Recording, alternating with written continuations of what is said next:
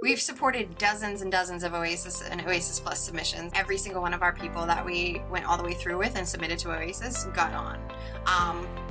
And that's across multiple domains, multiple categories. So we're very good at helping you earn a spot on OASIS, partially because we start by going through the scorecards with you. All right, welcome back, everybody. I'm here again with Sarah from SAS GPS, and today we're going to be talking about OASIS Plus. With OASIS Plus gearing up for its next major on-ramp cycle in 2026, GSA has released updated scorecards and that reshaped how companies will be evaluated across all domains. These scorecards are the roadmap for determining who gets onto what vehicle and who doesn't. So in this video, we're going to be talking about what's changing with OASIS Plus, how the new scorecards work, and how quickly to understand your competitiveness before you invest time and resources. And that's why we have Sarah. Perfect. So let's just start with the big picture. OASIS is GSA's next generation, best-in-class, multi-agency contract for services. It's designed to become the main home for a huge slice of federal professional services spanning over the next decade. So with this new phase, a few really big things are happening. OASIS Plus now has 13 domains instead of the original set. So they are covering management, consulting, engineering, research and development, environmental, logistics, facilities, intelligence, enterprise solutions, and more. There are 5 brand new domains. That's business administration, financial services, human capital, marketing and public relations, and social services. So all 6 of the solicitations that are coming out, which is unrestricted, the total small business, woman-owned small business, service-disabled veteran-owned small business, Hub Zone, and 8A are all going to open at the exact same time. And then OASIS will move into a continuously opening, rolling on-ramp model, so qualified contractors can keep getting in over time instead of waiting like a decade for a recompetition, right? Right.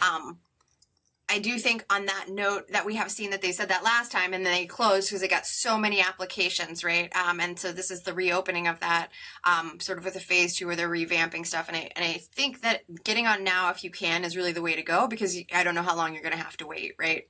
Yeah. There's also no maximum dollar ceiling on the master contract level. So task orders can be issued at any dollar value for the full life of the contract. So I think that the question today, there's a lot moving with OASIS right now, is for most companies right now, we need to know what domains do you qualify for and how do you prove it, right? And if you qualify and you prove it, you should be working on getting on OASIS Plus. So yeah, gotcha. All right, so let's talk about that. The draft scorecards, right? Yep. What are they? Obviously, you already said why they should care because they're going to make money off of it. But again, why should people care? Why should they care about the draft scorecards? That's a good question. If they're not caring about the draft scorecards, they're not caring about OASIS Plus. The scorecards came out, and they are the evaluation blueprint for OASIS Plus. So each domain now has a domain qualification matrix, and we made these before, and now the government's actually making them, which is great.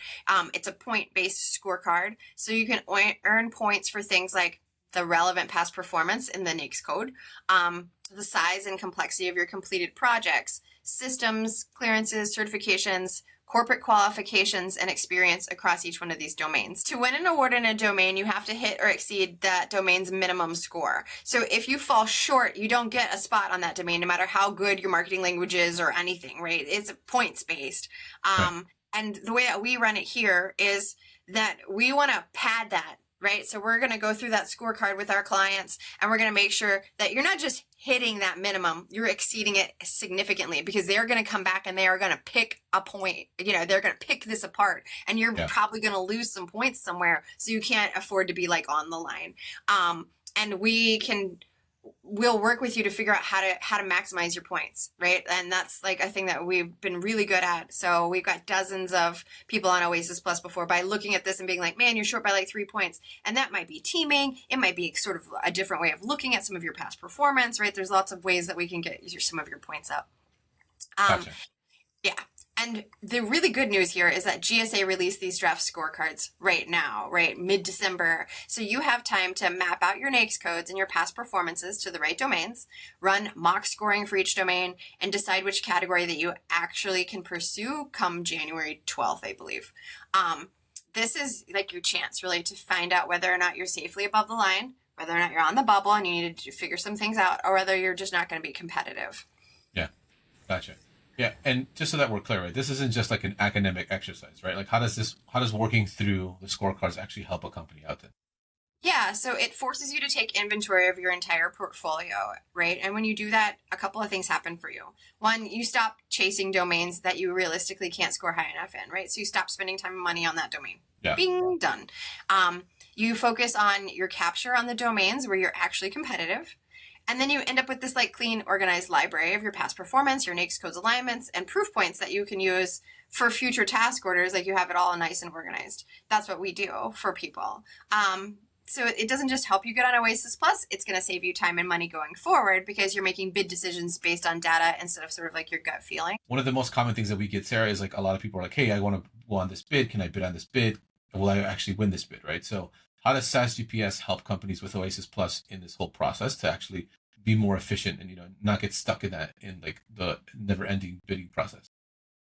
Yeah. So we've already worked with several companies this month in anticipation, looking at the sort of like OASIS, what we know, or what we knew.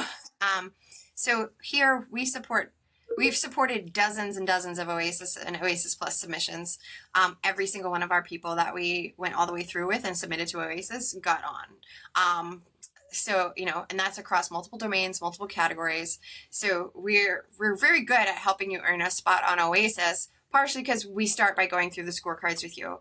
And so we're doing basically three main things for our clients, right? So first, we're doing the eligibility and domain matching. So we're going to walk with you through all 13 of those domains, or whichever ones that you can just, some of them I'm sure you can eliminate immediately, but basically we'll help you map out your NAICS codes, your projects, and the capabilities that you have to each one, and identify which domains and categories that you can realistically pursue. Right. So, and if we are on a contract with you to do this and you go, oh my gosh, I'm not going to get on any of these, right? We just stop work. So you don't have to pay like a full proposal package to find out that you're not eligible. Right. Yeah. And we can see which ones you're on the bubble and what kind of work you have to do, and kind of figure things out like that. So that's our scorecard analysis and optimization. So we run a draft score with you for each domain. We show you exactly where you're strong, where you might be a little bit light, and maybe where teaming or mentor-protege relationships or something can help you move the needle while you still have time to find them.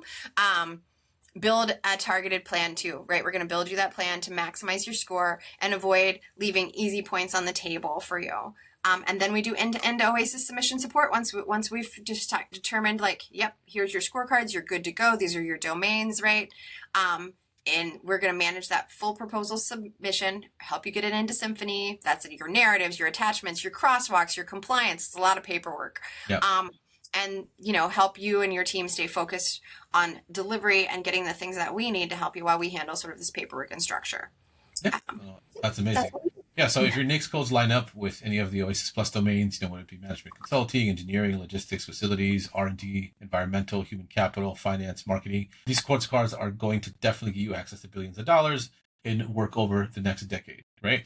And this is the moment to find out whether you're in a strong position or you're on the edge, or if you're just going to miss, making money.